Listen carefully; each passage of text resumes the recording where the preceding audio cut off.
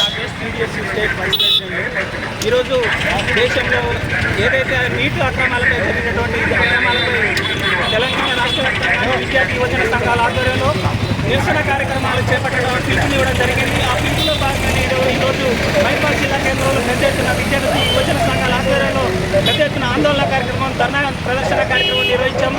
ప్రధానంగా మేము డిమాండ్ చేసేది ఒకటే, ఈ నీటు ఏదైతే లక్షల రూపాయలతోని విద్యార్థుల దగ్గర డబ్బులు తీసుకొని ఈరోజు వ్యాపారం చేసిరో, కొనుగోలు చేశారో తక్షణమే రద్దు చేసి విద్యార్థులందరికీ కూడా న్యాయం చేయాలి, తిరిగి నీటిని ఏర్పాటు చేయాలనేసి మేము డిమాండ్ చేస్తూ ఉన్నాం.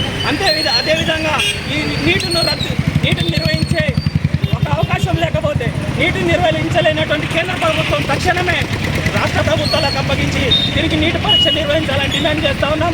ఇటువంటి సిచ్యువేషన్లో విద్యార్థులకి ప్రాణాలతో జీవితాలతో చెలగాటమాడుతున్నటువంటి ఈ కేంద్ర ప్రభుత్వాన్ని మేము వ్యతిరేకిస్తూ ఉన్నాం, మేము ప్రశ్నిస్తూ ఉన్నాం. మీకు చేత కాకపోతే వేరే వాళ్ళకి అప్పగించండి, అంతేగాని ఈరోజు డబ్బులు పెట్టి లీకులు చేసి మొత్తం కూడా వ్యాపారం చేసేటట్టుగా పరీక్షా పత్రాలు వివరించొద్దనేసి మేము డిమాండ్ చేస్తూ భవిష్యత్తులో కూడా ఇటువంటిది పునరావృతం కాకుండా చూడాలనేసి మేము డిమాండ్ చేస్తా ఉన్నాం.